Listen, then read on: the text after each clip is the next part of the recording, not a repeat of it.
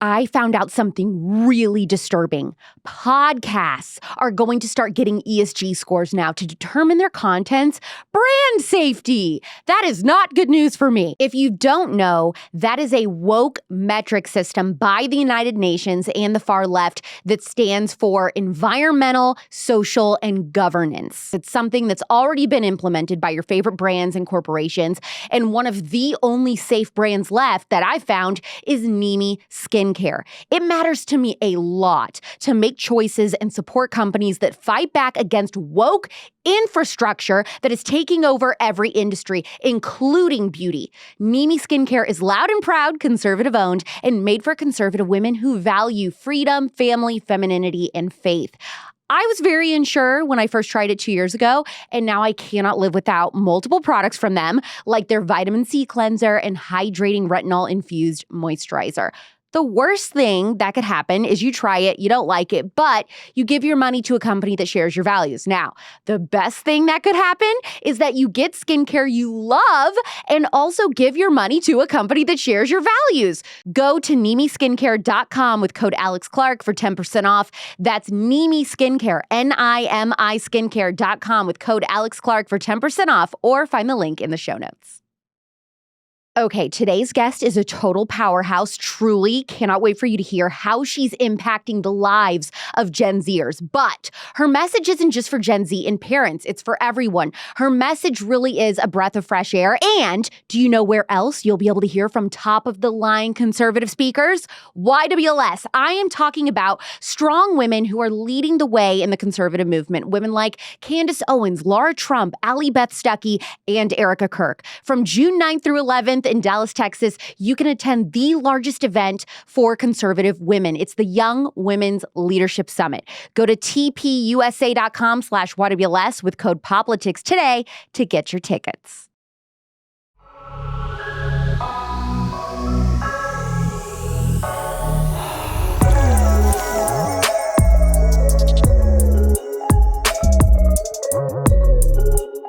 If you are a parent to a teen or early 20-something, pause this interview, listen to it in the car with them.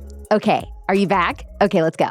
I am dubbing this month, by the way, May is for the moms. Now, that's just like a little fun alliteration way, I guess, to say that every episode this month is just really for women. Parenting, feminism, etiquette, friendships, and more. And this week, I'm talking to a Gen Z transformational life coach who specializes in Zoomers and how they think, what motivates them, and who gets them on track to crush it in the workforce, their future families, and beyond. Teens love her because she helps them get out of their own way, learn how to set healthy boundaries, self-advocate, cultivate discipline, navigate relationships and transitions, choose a career, prioritize nutrition and wellness, and way more. Parents love her because she comes in and coaches families one-on-one, literally in person, to their home, and knows how to get through to their teen without leaving the parents out of the equation. Welcome, Gen Z life coach Tracey Martin, to The Spillover. Tracey, you're a life coach who specializes in Gen Z specifically. What is it about Gen Z that made you want to work with them?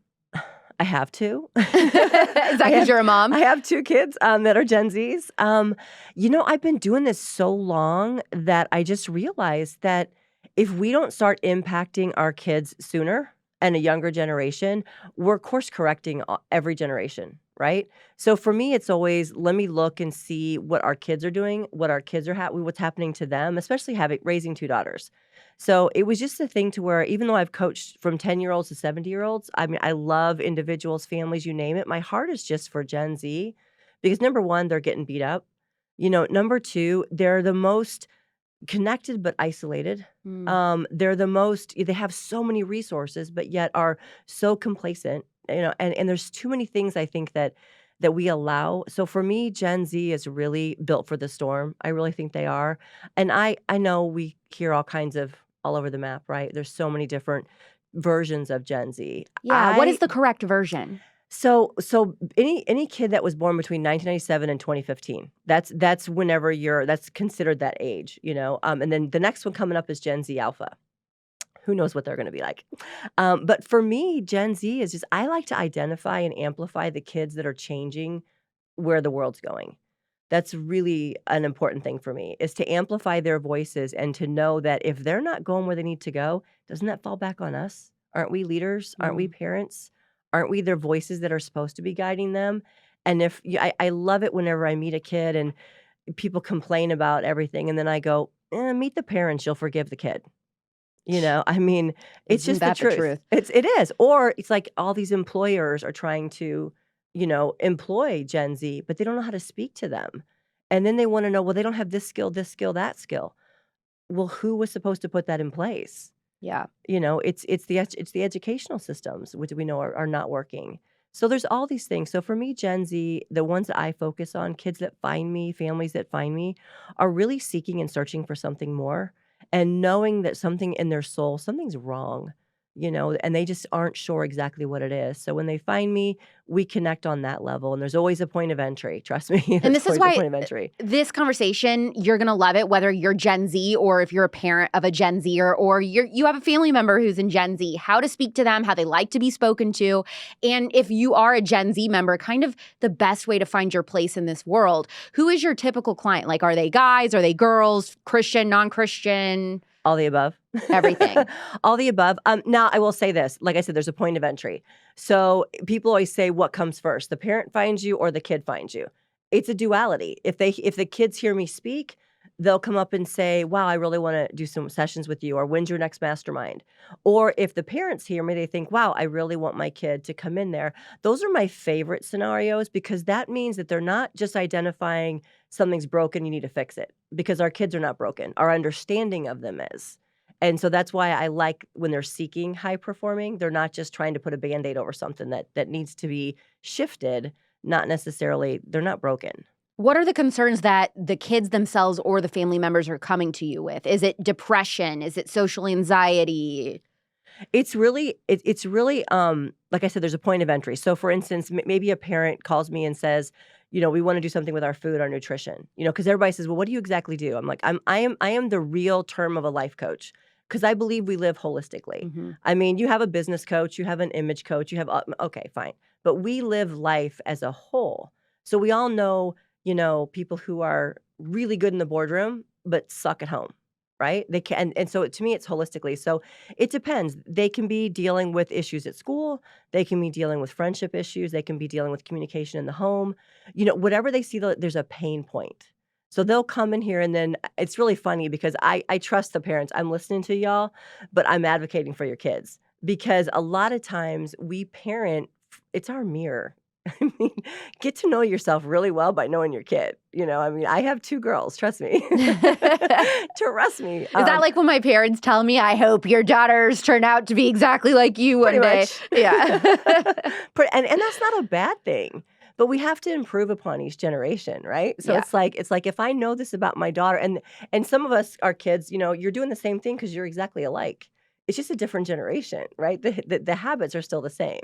So I think, when parents hire me, or kids, when they want to work with me, whoever, I think there's a pain point that continues to come up, and even taking away the alcohol issue, the drug issue, the promiscuous sex, all the stuff that these kids are dealing with in today's social media issues. I mean, they put it under the term of mental health, health, of course. But all those things, those are all legitimate parts of lifestyle choices. So a lot of it is going in and assessing their lifestyle choices. Yeah. So it's very layered, for sure. Now, here's what blew my mind. You actually have moved in with families before I have. to help them address issues. How does that work with being a parent yourself and you're having your own family and then you're moving in with a family? But see, here's the beautiful thing. I'm in a different season.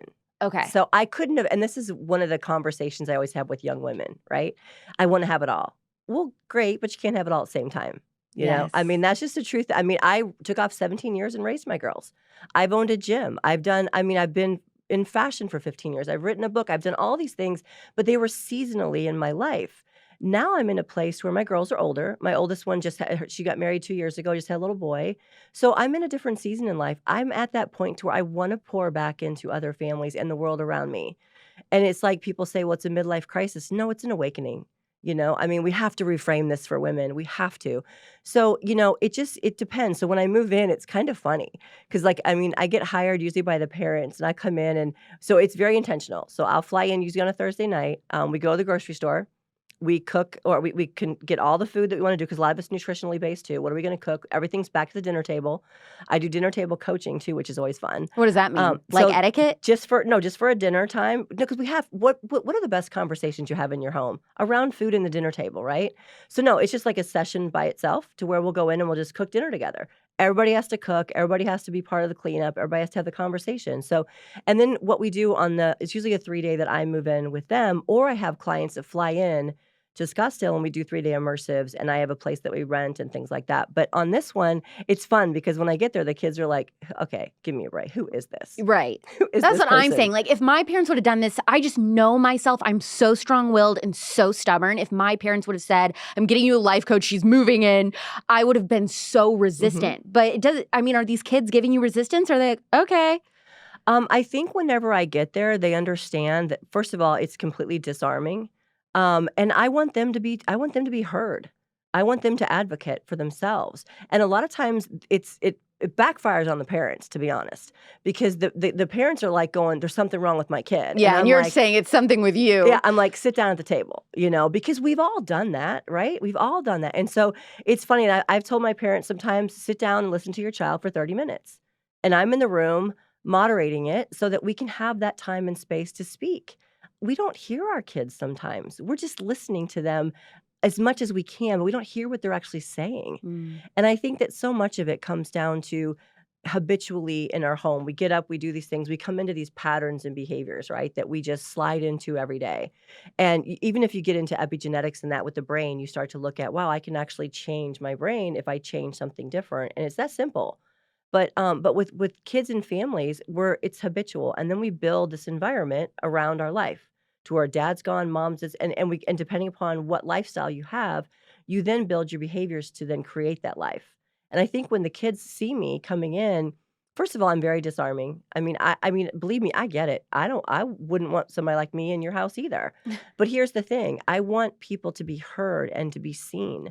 And I had one young girl. It was so good because she was 14, and the major conversation was her mom was dating a guy, and she got tired of watching her mom dress up and be a person that she didn't see on a regular basis. She just wanted her mom. But her mom was back in the dating scene. Yeah. And she said, you know what? Do that at his house. When you come home, I want mom. Mm. She couldn't say that to her mom. And that literally made a change to conversation. But I think it would have been very combative if somebody wasn't be able to actually point out that this is not against you. It's for your family. Right. And I think that's the biggest thing, is understanding just how things kind of shift and being able to hear a little bit differently. We're really living in this, there's a drug for that type of society, and everybody has a mental health problem. Everyone has a prescription. Now, am I generalizing, or is that normal now, the new normal, I should say, for teenagers to all be on multiple prescription drugs? Oh, it's completely calling it like it is. 100%. I mean, I have some clients who are at 19 at 5 drugs, 5 of them. And my whole thing is, when you invite a white coat into your child's life, you're looking for a label or a diagnosis. You're not looking for a solution, because the problem is you kind of get farther away from the healing holistically, right? So if I have anxiety and then I take a drug, then I don't give myself the capabilities to cope with whatever situation that is, because now I've numbed that. That's number one. Number two, you know what? I can't study. I can't focus. Well, let me put you on Adderall, because your grades are really, really important. So let me put you on Adderall, which is going to help you, but only take it during school. Legal meth. Totally. I mean, but these are all the things that these kids then, you're building a victim mindsets. Rather than teaching them, you focus, you turn your phone off, you turn it off for a certain amount of time, you discipline yourself through these modalities daily, and you don't need a drug for everything. Well, we're also training kids. Every feeling is a bad feeling. Mm-hmm. Don't feel sad. Don't feel extremely happy. Don't feel, nervousness. Every feeling is bad. You just always need to be like this even keel feeling, which is basically how they're living and experiencing life when they're on all these medications. Which is an interesting metaphor, right? Life should be an EKG. If you're flatline, you're done. Yes. I mean, and that's what we're doing. But it comes back to, I think, parents who want to take the journey of being a parent It's not easy, and it is not for sissies. I have bet my oldest daughter, she's vaccine injured. We've gone through some crazy rides with people, Mm. but every single time I needed to be prepared. It was my job as a parent to look at my child and go, "Do I have what it takes to parent my child through this? Yeah. And if I don't, isn't that on me?" Not to just call somebody in a white coat and say, "Sorry, diagnose my child with, they've got this, they've got that." They're angry all the time. I'm like, "Why are they angry?" It's like I love it when they say, anger management. Why manage a fear or why manage an emotion that we need to get through? But that's why I think the modalities, and I get in trouble for saying this all the time, therapy, psychiatry, and all that, it's built for victims because it gives you a reason it's okay to be there. It's not okay. You're not perfect. Nobody is. We have to get through this life and build who God's given you this great, beautiful life.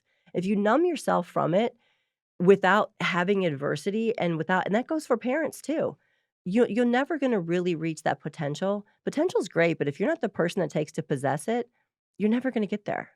In terms of identity, Gen Z is the most non-religious generation that we've ever had. Atheism has doubled since millennials, and a lot of them do consider themselves to be spiritual, but Yeah. they just don't say that they're religious.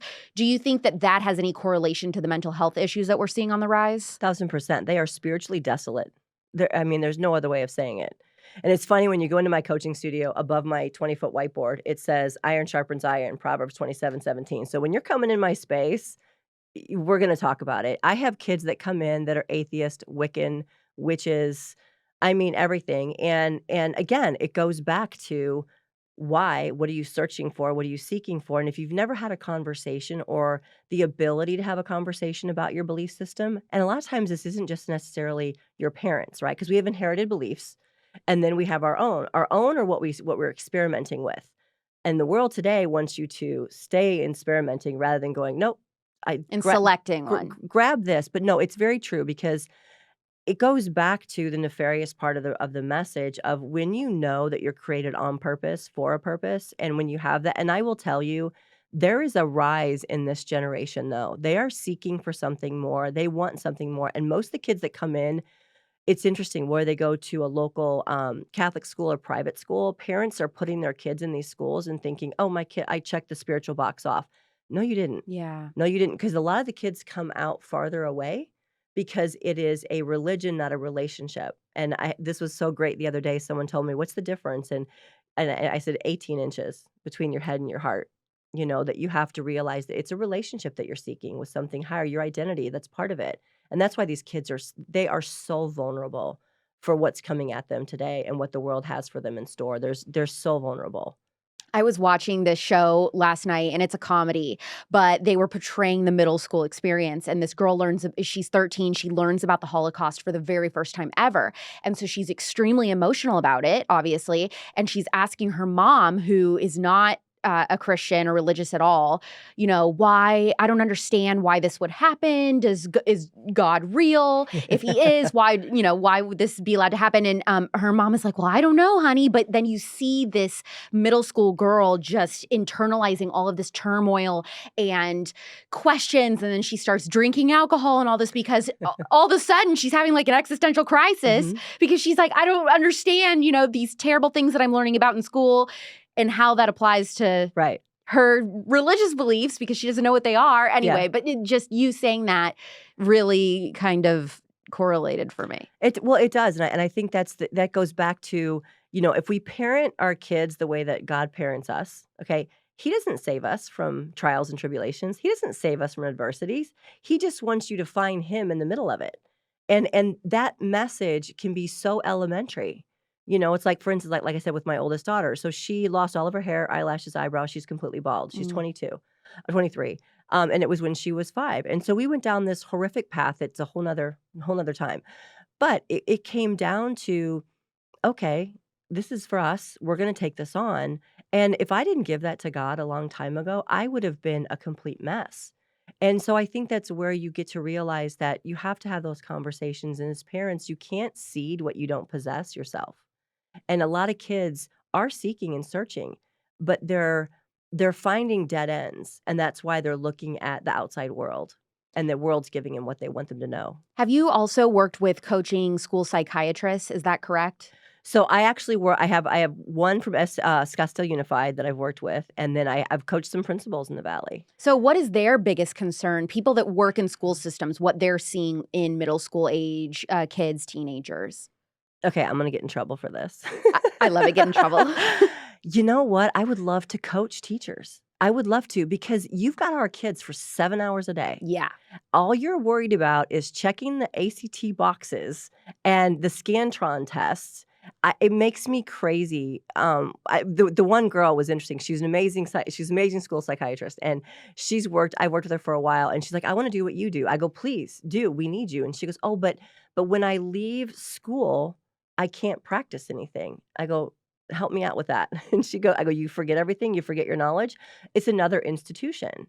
And I'm like, "No, because our world needs someone who." I go, "Where does your license stop and your moral start?" Yeah. I think there's a huge problem with that. I mean, and even with principals in the Valley, I asked one of the ones, I said, "Are you listening to your student body? You guys have student government, right? Right. They're selected by their peers, right? Right. Okay. So then are you listening to them? No, you're not. You're not listening." And kids are dismissed more often. And let me just say this.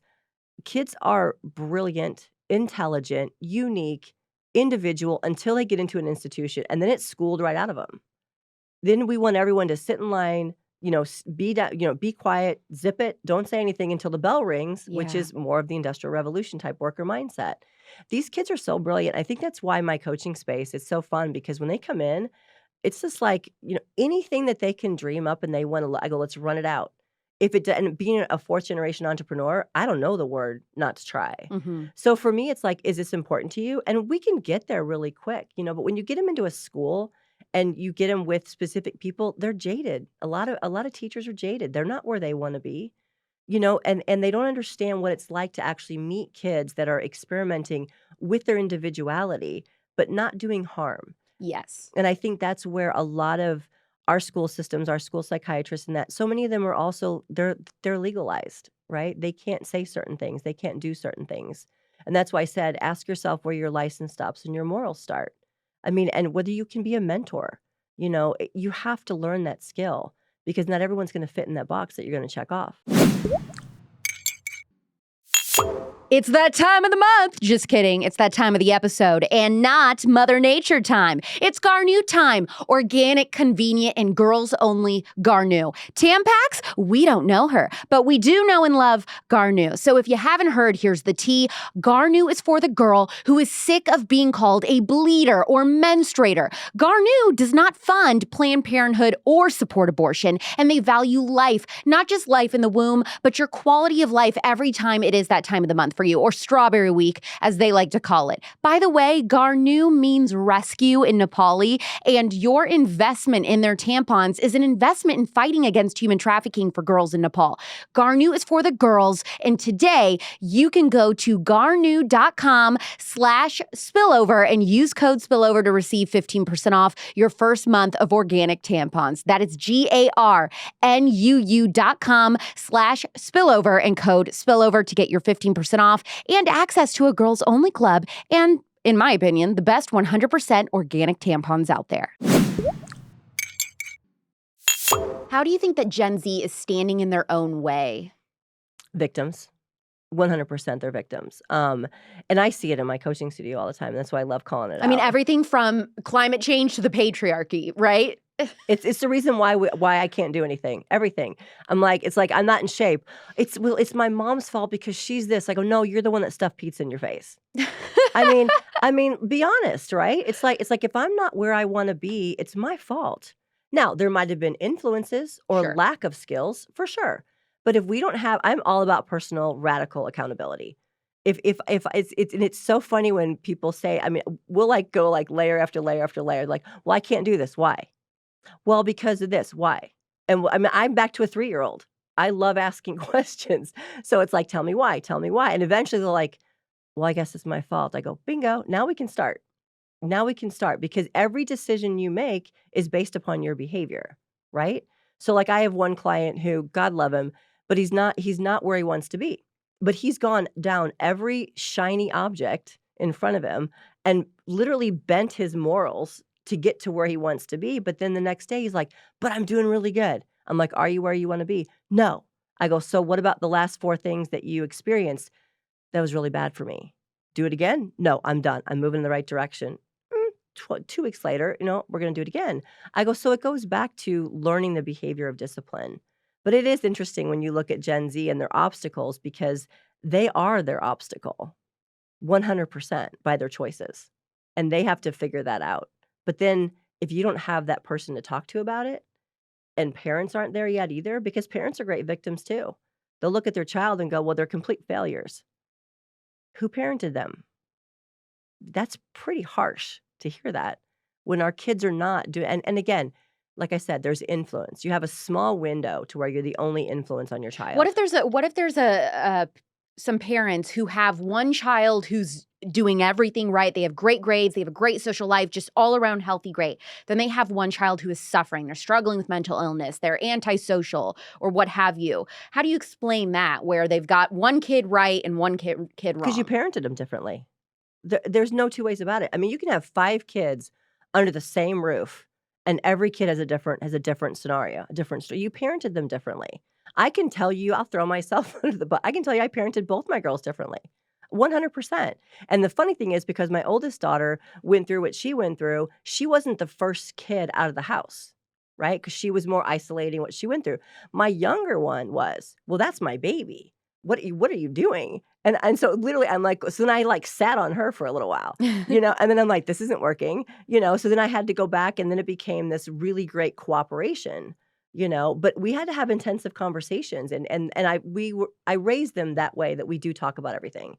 We have to talk about everything. And I may not like it, but call me out, because I want to make sure that I'm doing everything I can do. It's our humility as a parent. And if you're going to be a parent someday, learn it now. Yeah. Learn it now because, I mean, being humble and looking at your kid and going, you know what, I failed you there. Because then what that does is that sets you up as a parent because you get 2 shots at parenting. You're a kid being parented or you're parenting a kid. You get 2 shots at it. And then grandparents, of course, we can do whatever we want to do at that point. That's the beauty of being a grandma. I want to be called Glamma. Nice. I feel like you could totally have that title. I'm TT. That's I'm so TT. cute. Yeah. Okay, so I don't know if you saw this, floored me. Recent studies showed that young men are actually more lonely than young women. 15% of young men have no personal friendships in their life.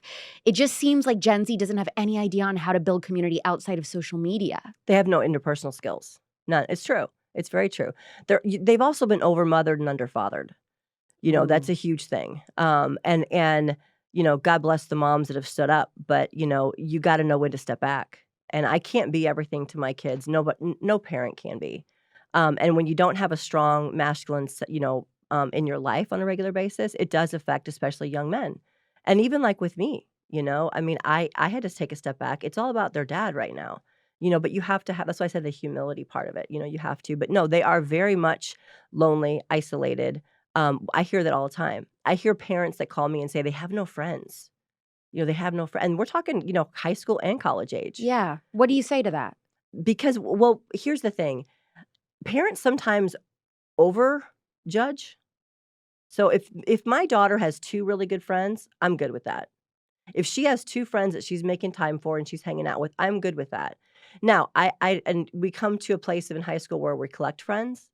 So we have all these friends and all these friend groups and all the fake stuff that happens, and that we carry that into college. So it's a couple things. So first of all, I always ask the parents, well, tell me exactly what their lifestyle is like.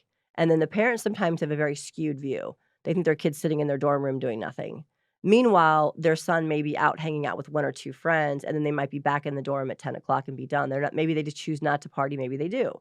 So I think you have to get a really crystal clear view of it. And that's why I love working with both, is because then the kids will say, my mom is so freaked out because I don't have a ton of friends. And I'm like, well, what does that look like to you? They go, well, I have a couple good buddies that I just like to hang out with. Yeah. And I go, are you comfortable with that? Well, yeah, of course I want to have really good friends. But, like my daughter went down to visit one of her girlfriends. And this addresses is completely down in Dallas this weekend. And she's like, she had met these girls through her, my girlfriend's daughter a few years ago. And they remembered her and they were really, sweet and kind. But there was a very small knit group. And she's like, some of my friends I have now are really not close friends. They're people I just do life with.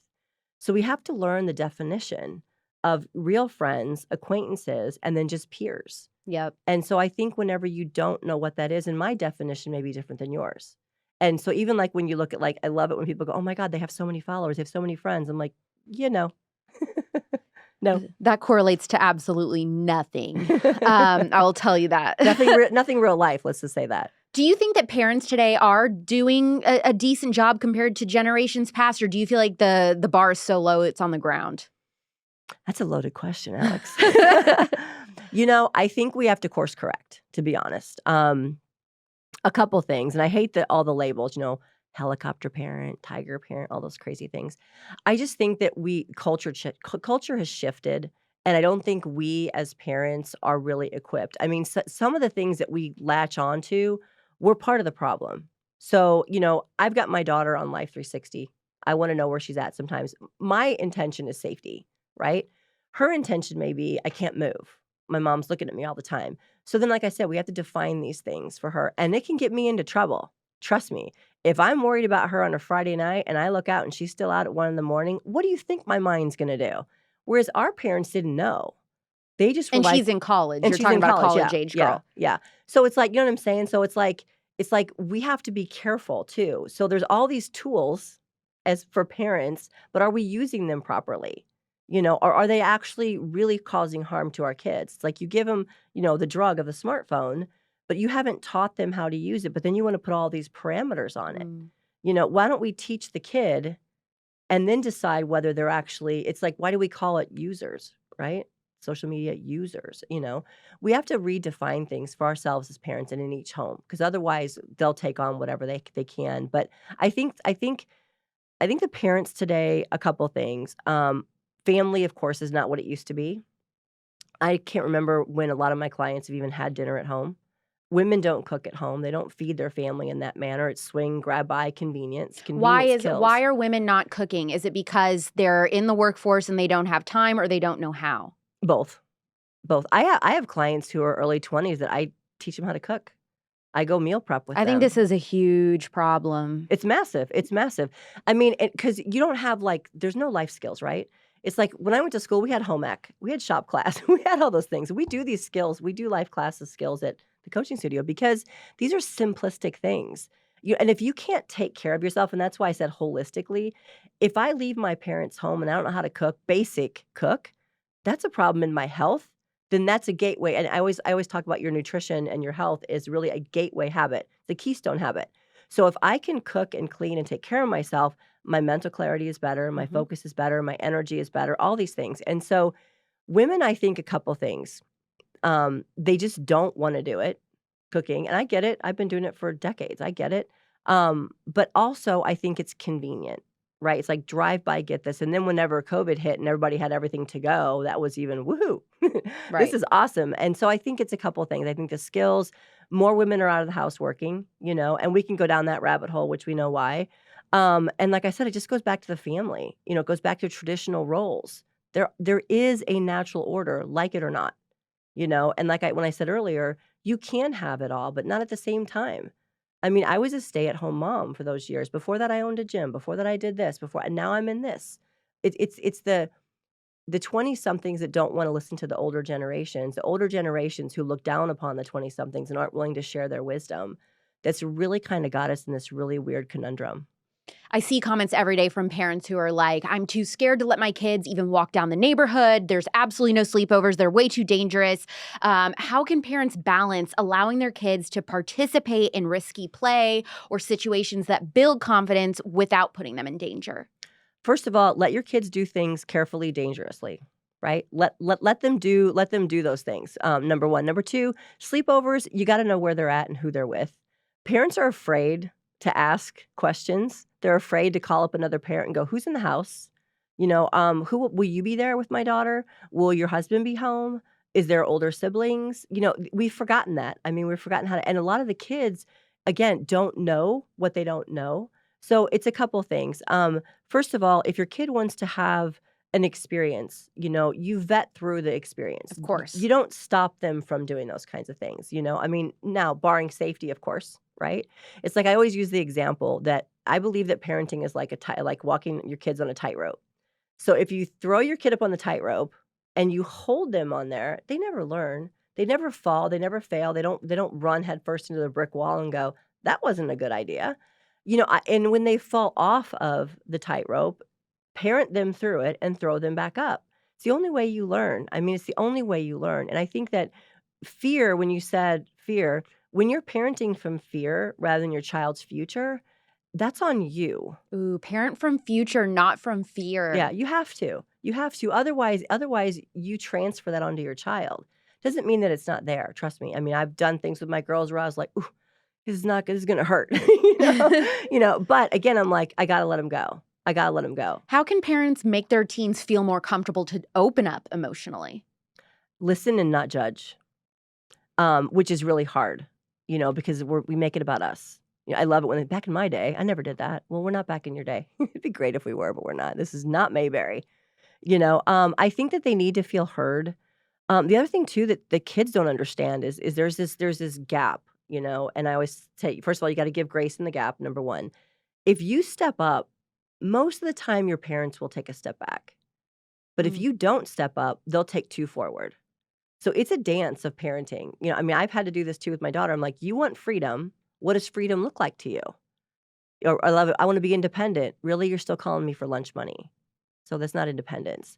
So we have to define these things. And when I have some kids who their parents, I mean, my gosh, they're still bringing them snacks when they're 19. I mean, that's why I said they're overmothered. Yeah.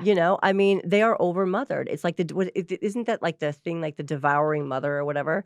And it is so. I have girls. It is so hard to take a step back, but you have to realize that they're never going to reach their full potential as long as you're bubble wrapping them.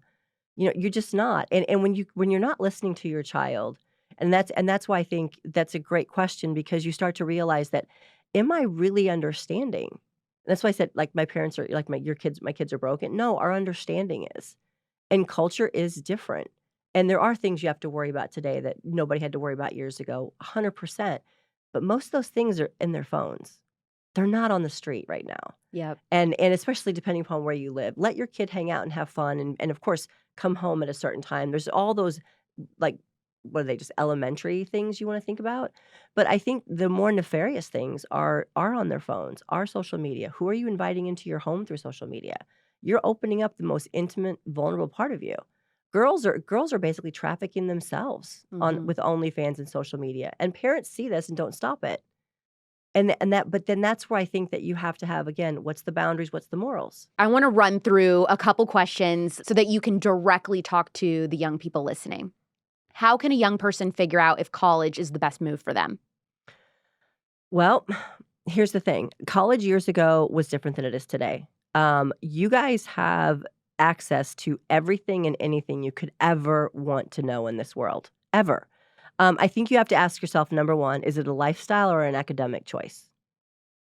Okay. So are you making a lifestyle decision or are you making an academic decision? If you decide what you want to do with your life, which you don't even know what the heck that is for a long time, and that's okay. That to me is just that experimental phase. But you got to be honest with yourself. Are you going to make this a continuation of high school, or are you going to get serious? You got to know yourself. Are you disciplined or are you not? Because freshman year, it's going back to freshman year of high school. It just is. Yep. Um, I personally think that, go to a community college if you want to go, test it out, test the waters. Don't go in debt. Don't put your parents in debt until you know for sure, and then decide. It depends on if you are an entrepreneurial spirit or if you want to be more of an engineer, a doctor, a lawyer. You need the education at that point. But there's too many things to test, and then you have to look at yourself. This is the most important one. What's a natural skill and what's a learned skill? What do you possess naturally? What do you feel you need to solve out in the world? What could you do for hours on end and lose track of time? Those are what speaks to you naturally. And then you have the skill, the learned set. But I think number one, it's got to be, is this a lifestyle decision or an academic decision? I love that, actually. That's the easiest way I've heard that broken down ever. What is the best way to figure out what someone should pursue for a career? Find out what you care about, what you're passionate about. And I know that's diluted and said a lot of ways, but passion means to suffer for. So it's like, what are you willing to, and you've heard these stories, right? It's like, I saw one of your podcasts you did with the guy from Masa Chip, right? Yeah. Yeah. So, I mean, here's the thing. He saw something he wanted to address, fix, and make better. Why? Because it was a pain point for him. Yeah. It's the same thing with me with what I do as a coach. It's just evolved. I mean, I jumped into, I would work with brand ambassadors for fashion. I mean, then I'm like, you know what? I don't like this. Then I wrote a book on sustainability because but that I found out that was baloney. There's all these things. So I think it's passion number one, a problem you can solve out in the world that you're really good at, and you're going to fail. And I hope you do. But I think it's listening and then trying things on. You have to try life on. And that's where parents block because they want you to take an aptitude test. They want you to take, what does your counselor And then think? just go full send into Full it. send. I've got kids right now, God bless them. I work with hundreds of them who are like, well, this is what I want to do, but I took this test in school and they tell me I'm going to be an attorney or I'm going to be this or so my mom now wants me to do this. I go, that's about her, not you. Mm. And then the parents want to take the safe route. There isn't one when you're trying to figure out who you are. Exactly. How can Gen Z stand out in the interview process when we're talking about Gen Z going into the workforce? First of all, learn to speak. Yes. Sorry, learn to speak. TBH. Learn to speak.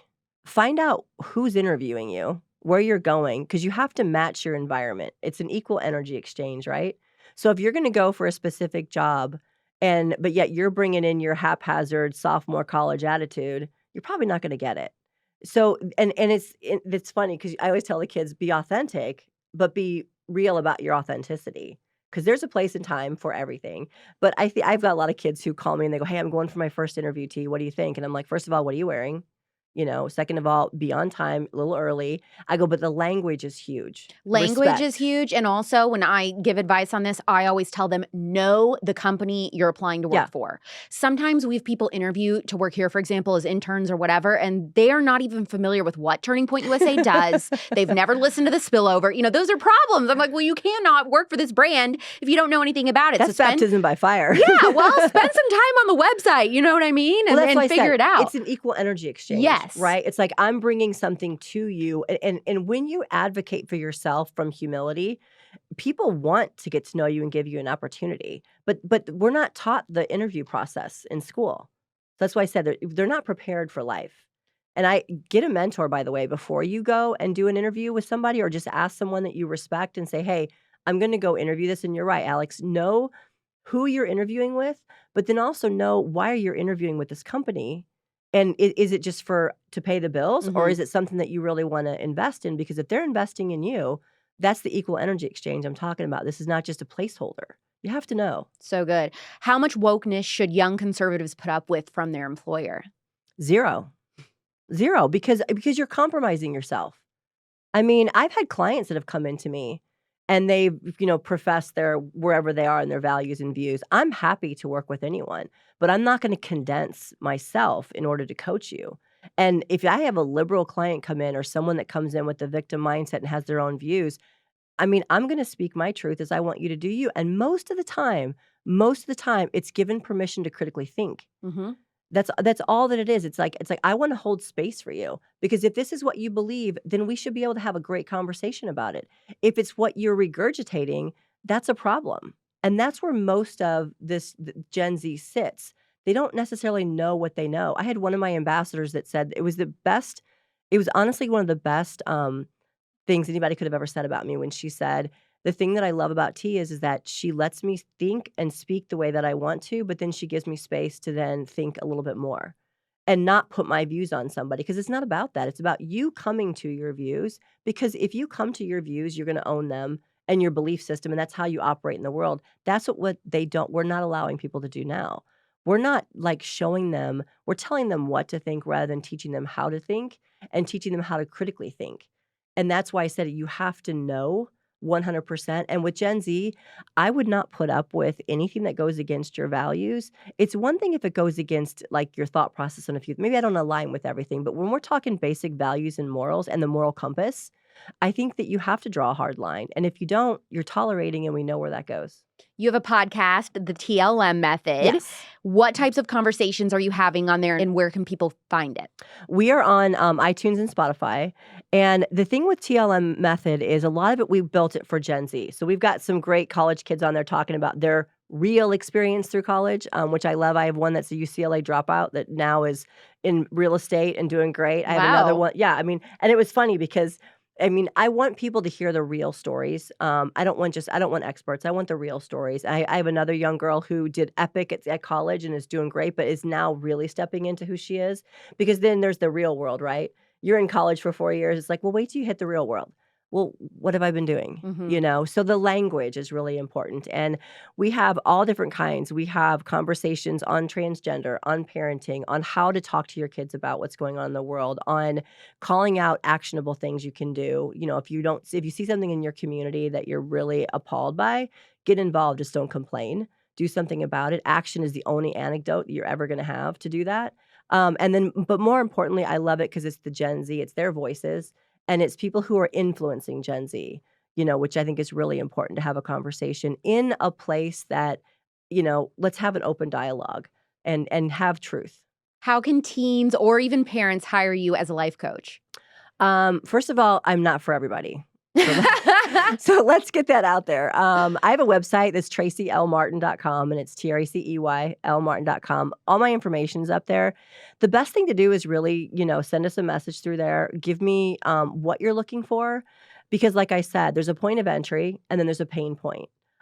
It may not be what you think it is, Mhm. which is always interesting to get a third neutral party in there. And will you go anywhere across the country? Yeah. They don't have to live locally in Arizona? No, if they want to do just one-on-one Zoom coaching, we do that. I have masterminds, and we have a couple more coming up here this year where it's all Gen Z. We bring in speakers, we bring in really cool people to pour into them, all different levels between financial, knowing their self, speaking, health, nutrition, fitness, the whole thing holistically. They can come to the workshops, they can come to the events, and then as far as, like, move-in stuff, yeah, we always vet through. That's a really big thing to vet through, because not only is, you're bringing me, but I'm going there. So Yes. I wanna know who I'm going to meet too, because, number 1, don't waste your money and my time. Number 2, understand that I am very driven and I have a heart for this world and these families and these kids, and I know you got one shot at this, and there is no time that you're not able to course correct, let me say that. But if you're not willing to actually look at yourself, because when you hire me for your child, you have to come too. Mhm. So, you may buy, like if we do the 8-session battle plan, we'll do that, but then the parents are required to come at least 2 times, because you have to hear the same message. And if not, it's like they're doing really good in the coaching studio. They're filling up the whiteboard. I'm sending the video notes to them, and then they're coming home, but nothing else has really changed on the other side. It is a cooperation. And I think that that's what a lot of parents don't think. They're like, here, fix my kid. And I'm like, it doesn't work that way. I have to be the one, and the parents have to be the one to know, maybe I didn't know what I didn't know. And maybe I do need to take a step back. And I'm telling you, over mothering is a massive issue. It really is. And under fathering, with a lot of kids, and the messaging, and even like what you said about the whole thing with faith and spirituality, and the confusion with what that really means is a huge thing. So you can find me on the website, but like I said, I'm not for everybody. I love that. That's, I just want to be honest. I think you're a blast, Tracey. Thank you for coming on the Spillover. You're so welcome. You're so welcome. I love this. This is great. Does anyone remember my interview with Dr. Nicholas Kardaras last summer? He talked about screen time and how it affects the development of kids' brains, and specifically video game addiction in teen boys. And so I thought, Tracey Martin is a guest that's very much in that same vein. And I liked that she had advice for parents as well as teens who may be having trouble figuring out what they want to do with their life, what their purpose is. So anyway, next week, I am having a hugely popular Christian author and speaker on the show who says conservatives and the left get what a woman's role should be wrong. It is interesting, it is spicy, it's encouraging, and if you feel disenfranchised by the growing popularity of the trad wife movement in conservative culture, this episode next week will either really speak to you or it's going to really challenge you. So I'm excited for that. If it's been a few weeks since you've left a 5-star review, please do that for us. The show is free, but that is the best way to repay my team for all of their hard work putting together this show every single week. If you didn't know, The Spillover comes out every Thursday at 9 p.m. Pacific, midnight Eastern, anywhere you get your podcasts. And we have a new unique guest and interview every week. You can watch the episodes on the Politics YouTube channel and participate in the chat there. I'm Alex Clark, and this is The Spillover. Love you, mean it. Bye.